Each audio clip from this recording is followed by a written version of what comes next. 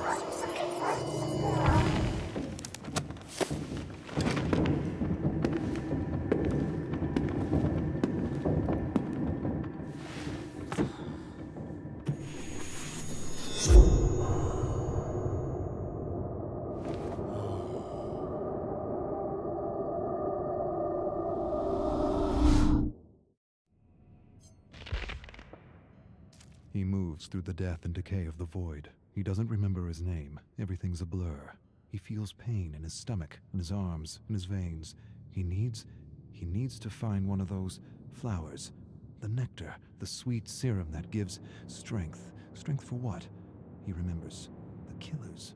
Experimenting on them. Why? Why was he experimenting on them? He doesn't remember. He caused a lot of suffering, but he doesn't feel remorse. He doesn't even know if he should feel remorse. He doesn't feel anything but an ache in the pit of his stomach for power.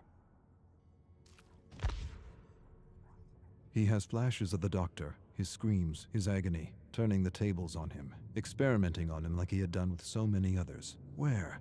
Not here. Somewhere else. Another world. All of these survivors, marooned from other worlds. How does he know this? He doesn't remember. He remembers the experiments. What was he trying to understand? The nectar? The serum? The right dose? The right dose. To use without hurting himself. Too late. He feels the hunger. Not for food or drink, not for talk or fun. For a flower, a single flower, for serum. He knows the entity is watching him. He knows it, feels it inside his bones. He doesn't want to be snatched for another trial, to suffer or cause suffering. And to what end? The great horrible mystery of it all. He wants to understand this place. He does. But he senses that to know, to really know, would drive him mad. Madness, that's what this place is. The embodiment of madness. He doesn't want to be pulled into another trial. He wants to return home. He must return home. That's why he was studying the serum. It gave him insight. Insight to what? He doesn't remember. Home. He doesn't even remember where home is. He only remembers the void. Hundreds, maybe thousands of discarded survivors. Not dead, not alive, something else. Alive but dead inside. burnt, emotionless, useless to the entity. He remembers rising from the void, finding a flower. Had this flower been his salvation? Had the flower been his way out? He falls to his knees and shouts at the abyss, and the abyss answers with silence. The silence is so deafening it hurts. He buckles over, climbs to his knees. He needs serum. He's lost. He doesn't know where he is. He sees things like tentacles reaching out for him from the fog, and he knows they're not real. None of it is. He's losing his mind if he hasn't lost it already. His eyes play tricks on him. He sees giant, nameless creatures looming over him. Doesn't matter. They're not real. None of it is. His hunger confuses him, oppresses him. He'd do anything for that feeling again. Anything. Even return to the trials. He would. He'd rip survivors and killers apart, limb from limb, for that feeling again. He begins to mumble words, a promise. One flower, and I will do anything. Claudette is 7 years old and feels alone, very alone.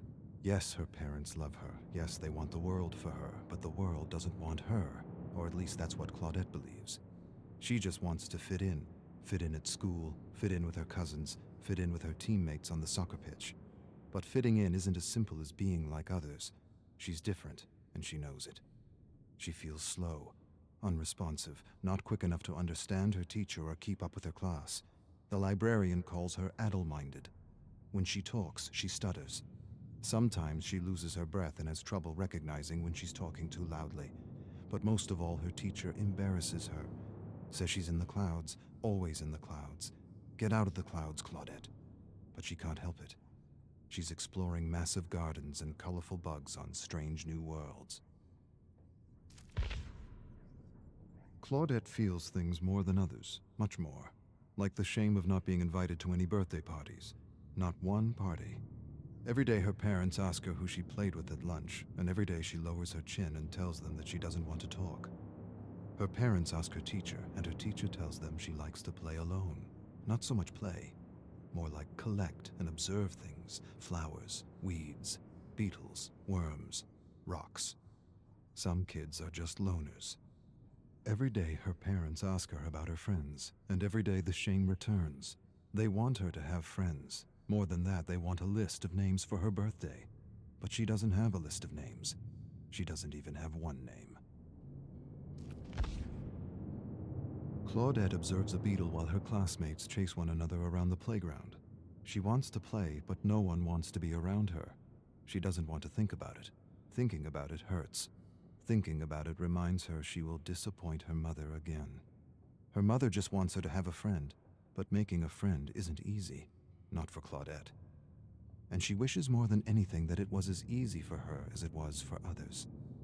She wishes she had a friend to make her parents worry less. Maybe they would even be proud. Maybe she should give up her passion for bugs and flowers. Maybe that would help. Maybe then she would be like other kids. But the need to explore and collect is strong. It is not beyond her. It is her. Claudette loves to collect things, and she knows this is why many call her weird. Her father tells her she's perfect the way she is. He tells her a man named Darwin used to collect bugs and plants too. He had a big imagination like her. He often mused on ideas and theories, and boy did he come up with a whopper of a theory. He explains the theory, and she understands. Her father has a way of taking complicated ideas and making them easy to understand. Darwin. Claudette likes the name. She smiles, stares at her favorite blue and green beetle, and names him Darwin. Claudette's mom is crying. She's upset because Claudette is having trouble in school. Her grades are lower than they've ever been. She doesn't understand what she's doing wrong as a parent. Her dad says she's doing nothing wrong. He says Claudette's wired differently, and that's okay. Her mom doesn't want her to collect plants and bugs anymore. Her dad says that's the best part of her, and he doesn't need a child who fits some bell curve. More than this, he defends her. He tells her mother that the greatest treasures gifted to the world were from those who didn't conform, who weren't normal, who didn't fit some outdated bell curve. Tolstoy, Tesla, Einstein, Shakespeare. Her mother doesn't care. A sudden cry escapes her lips. I don't want her to repeat the year.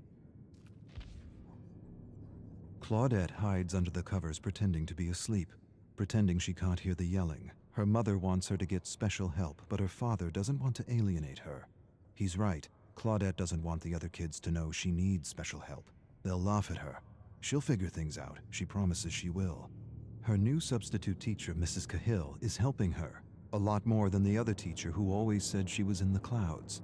Her father says stress is the worst thing for a child's developing brain. Leave her be. Let her grow at her own pace. Stress shrinks the brain, destroys confidence, kills creativity. He doesn't want her studying at lunchtime. Lunchtime is for real growth, authentic growth. Growth unhindered by the pressure of tests and the fear of making mistakes. Claudette's mother is happy because her grades are improving. A single teacher can make a difference, can make all the difference, especially this teacher. Mrs. Cahill. Other kids call her strange and weird, but Mrs. Cahill isn't weird. She just gets it. She understands because she had a tough time learning when she was a student. This is why she makes an extra effort to help Claudette, to help her understand what she is explaining in class without alienating her. Claudette is happy because her new teacher is helping her, really helping her. She's learning new things every day. More than facts and vocabulary, she's learning how to learn, or rather, she's learning how she learns, and that is the key. But her teacher is doing something else. Her teacher is talking to her. She's talking to her about her issue and how her issue is really a blessing in disguise if she can just learn how to succeed in a system that favors one type of smart at the expense of all the others. A system that frowns on taking chances or making mistakes, when making mistakes and taking chances is what is needed for learning, for true learning. Her teacher tells her that she has passion, and passion is everything. Claudette knows she's not like other kids and she doesn't have to be. Things like bell curves and ideal student don't apply to her, and that's okay. The ideal mold is a prison for those wired differently, and her teacher has set her free. Her grades are getting better and a test is coming. She writes, visualizes, and imagines everything she needs to remember, and somehow this works. The right teacher at the right time can make all the difference. Her parents are proud, very proud, but still her mother wishes she had friends. Still her mother wishes she liked what other girls liked. Her parents argue in another room about what to get for her birthday. Her mother wants to buy a new doll. Her father thinks she'd like something more related to bugs, plants, and bacteria. The suggestion upsets her mother. Her father defends her. See her for who she is and not who you want her to be. Her mother goes silent. She suddenly releases a cry and says she doesn't want her to be bullied like she was bullied throughout school. Claudette's eyes go wide. For the first time in her life, she realizes her mother's wired differently too. Claudette will be 8 years old tomorrow. She should be eager. She should be excited. She should be counting the hours, minutes, seconds. Instead, she is none of these. She dreads the moment she will have to open her gift. Every year it's the same. Dolls, crafts, jewelry. Nothing that means anything to her. Maybe this year she'll smile and pretend she didn't want a magnifying glass, or a collection of stones, or a set of books on botany. Maybe, to make things easier, she'll pretend. Maybe that'll make her mother less scared for her. Seeing her happy about her grades felt good. Real good. Evan is 14 years old, and he knows something his father doesn't. The thought thrills him, amazes him, scares him. There is something his father doesn't know. Something the owner of one of the most profitable mines in all of Seattle doesn't know. His father manages his workers with an iron fist. No, not an iron fist. Brass knuckles. He calls them maggots. Groveling maggots. He's about to discover he's wrong. They're more than maggots. Much more. They're men. And men working together can bring change. One of these men is inspiring others to take their lives back. If they can stand together, maybe, just maybe, they can bring in the union. With the union, they'll have rights. More than rights, they'll have dignity, freedom, time. Time to spend with their friends, time to spend with their family, time to be human. Evan knows something his father doesn't know, and he feels empowered.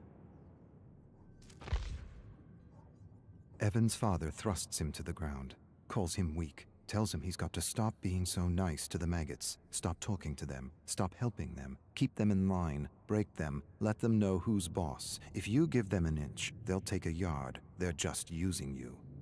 Evan knows better than to say anything. His father punched and broke his jaw last year when he showed weakness. This year, he'd rather not sip dinner through a straw. This year, he holds back, bites his tongue. He wants to tell his father about the union, but doesn't. He feels ashamed, torn between his loyalty for his father and his friends. Bob, Tom, Jim, they deserve more. Evan enjoys creating something from nothing. He's not an artist, but he enjoys sketching, and he hides his sketches from his father. His father forbids sketching. Sketching is for weaklings, vagabonds, gypsies. He wants Evan to do worthy things.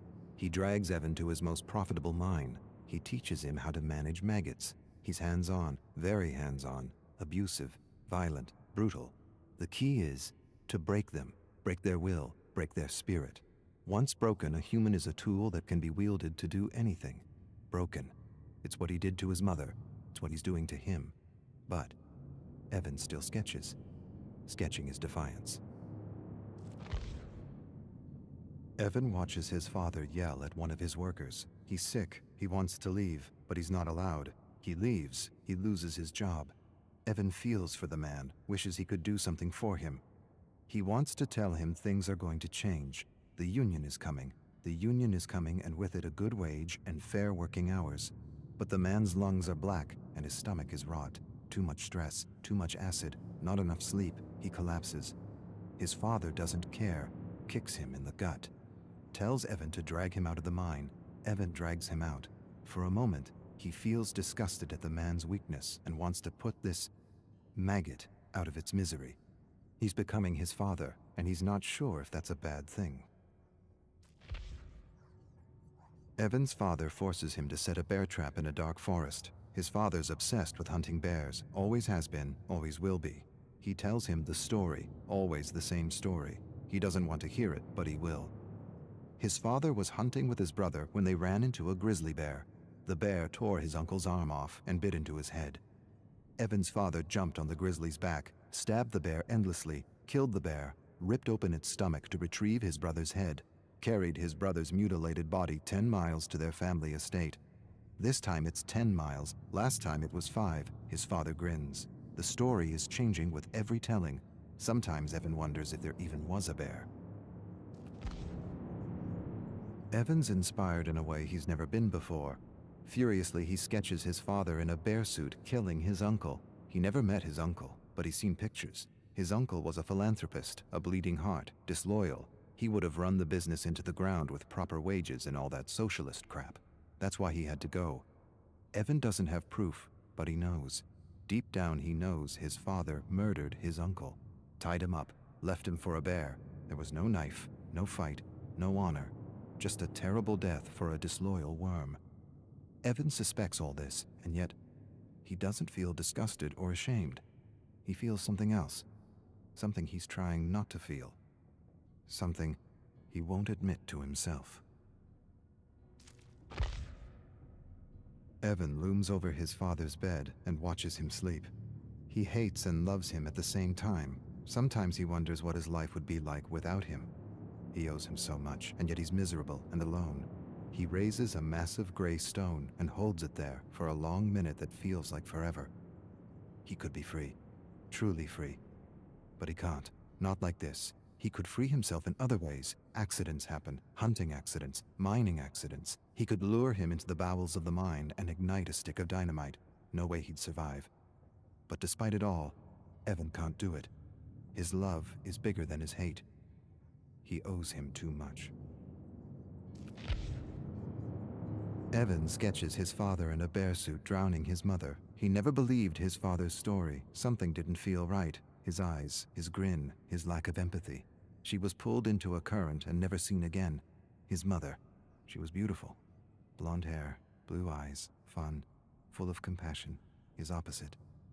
She didn't just go out to swim one morning and never come back. She was getting in his way, and no one gets in his way. Not even family. Especially not family. Obedience or death. Evan's tired of obedience. Yes, he's loyal to his father, but he's also loyal to his friends. They talk to him, encourage him, think he's a great artist. He has friends. He's never really had a friend. His father wouldn't allow it. Waste of time. They're using you. Yes, he's loyal to his father, but he's also loyal to his friends. They deserve better. Evan's father stares at him across the dinner table. He knows. Maybe he doesn't know, but he senses something's amiss. He has that look in his eye, that look that tells Evan he's in for it. He chews on a fatty piece of rabbit and hopes his father doesn't say anything. He should have known better than to keep something from him. His father knows. He always knows. Last year, Evan lost his cool on a man who said something about his mother. He almost beat the man to death with a 2x4 while his father watched and laughed. The authorities pulled Evan away. He smiled at Evan and knew what he wouldn't admit to himself. He enjoyed beating on that man, not because of the insult, not because he felt threatened, but because he felt powerful. His father smiled. Apple doesn't fall far from the tree, eh? Evan finds his sketches torn to bits. He puts the pieces together, all of them accounted for, except one. He doesn't have the picture of his drowning mother. His father enters his room. Despair and dread overwhelm him. He waits for a blow that never comes. Instead, his father tells him he has instinct, and instinct is everything. He tells him he inherited his instinct from his side of the family, the same instinct that told him Evan was keeping something from him. Don't pretend, I know. A few of your maggot friends sold you out for a few dollars. Evan starts but doesn't say anything. Can't say anything. The words are caught in his throat. He apologizes. His father says nothing, walks away. Evan follows him to his bedroom where he sees the picture of his dying mother, framed above the bed. His father tells Evan he will learn a lesson tomorrow, one he hopes he understands. Evan stares at his father and feels hate. Hate for the maggots who betrayed him, and for his father, respect. No, not respect. Admiration. Arcus 1. I would start at the beginning, but I don't know when that was or how long ago I was banished to this prison. What I know is I've been observing and studying the inner workings of this entity that had once been, well, an obsession. How ironic that I should be sentenced to live out the rest of my days in the very thing I sought to destroy. An obsession turned prison, as all obsessions are, I suppose. Arcus 54. The atmosphere of the realms is dark and grim, to say the least, but also ever-changing. I've already remarked that the atmosphere is misty, even foggy at times, and that this fog feels alive. It seems to contain swirls and streams of memories or imprints of beings from multiple terror worlds. It is as if the entity absorbs all the psychic energy and thoughts of beings it snatches as it journeys through the endless cosmos. I've used the Oris to study the black fog, and have come to 3 observations that will prove invaluable to finding a way home. First, the fog is rich in auric particles, leading me to believe this dimension is more conscious than it is material. Second, I should be able to manifest anything I'm able to pull from rifts in the fog, using techniques passed down from my family. Third, the entity is far more ancient than we ever suspected back home, and most of our theories and conjectures were wrong. The rich presence of auric particles and cells suggest it is one of the original ones, and ancient. Arcus 142. The entity is the cosmic embodiment of evil. Back home, we witnessed how its very presence turns worlds inside out. How it seems to remove or extinguish any sense of empathy or compassion within communities. How it brings people to the brink of madness and, well, pushes them in. Now I understand. It does all this in order to rip victims from their lives and have them play out an endless trial of terror that it presumably needs for its own survival. And there, perhaps, lies the key to its destruction, if an ancient can be destroyed at all. End the trials. Destroy its ability to sap dark nectar from victims like a cruel parasite feeding from a flower. At least the archives affords me a better understanding of the entity, why it moves from universe to universe, picking victims off and devouring worlds as though at a cosmic buffet. What I have yet to conclude is whether it is attracted to worlds that are brimming with darkness and madness, or if it is in fact the catalyst of such darkness and madness. Arcus, 557. All planes of existence are a unique mix of conscious auric particles and material particles. The entity is almost certainly pure consciousness. The observable fact of existence is the material world responds to and changes with consciousness. Collective consciousness is the key. The body, the home, the trial, all of it is an expression of the entity's unconscious need for fear and terror. The distinct observation in the specimens chosen by the entity is that they all come from worlds that have failed to understand the metaphysical relationship between their thoughts and the world they live in. This is not by chance. It is, to my mind, self-preservation. Victims who know this truth and have honed their ability to manifest could be poisonous to the entity. This leads me to believe the entity is attracted to dark worlds because darkness and chaos are clear indicators that inhabitants have failed to connect the dots between the collective consciousness and the health of their world. The conclusion, then, might be that the entity feeds off ignorance. Arcus, 731. Hard to tell when one day ends and another begins. The tower and the library help me cope, but it's hard to forget the truth of my situation, even for a moment, knowing everything I have is a lie. I have access to anything I want, and yet I have nothing. The survivors continue to undergo the trials with the most brutal of killers. I continue to search the fog for the memories of those who found a way to escape. It sometimes feels like a futile search. But then again, I've got time on my hands. Lots of time. Arcus, 1513. I have used the Orus to explore the memories of an unknown survivor who comes from a world where, from what I can gather, a cult for the entity exists.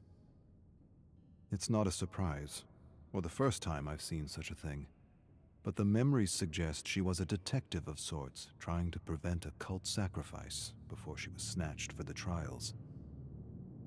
I'm not sure what happened to her, and will have to explore the fog to unravel more. Arcus, 1672. I have culled imprints of a killer I have yet to observe. My best guess, judging by the nature of the crimes, is this brute is from Terra Dark. She lured men with love, robbed them of their savings, and fed them to her pigs. Lovely, efficient, and resourceful. The impressions of the memory are as follows. He stands framed in the doorway with flowers, a stupid smile on his dumb face. He has no sense that his days are numbered. Lonely soul made the trip for a wife. He thinks he'll get everything for a ring, her land, her farm, her savings. Won't happen, won't go as planned, not as he planned anyway.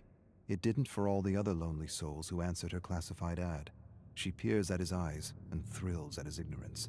His long, dumb face, his false sense of superiority. He wrote her a poem, how sweet. She'll cram it down his throat when he's convulsing on the floor. She takes his poem and asks about his money.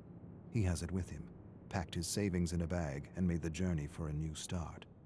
He'll get more than he bargained for, way more, to the bank with his money, to the pigs with him.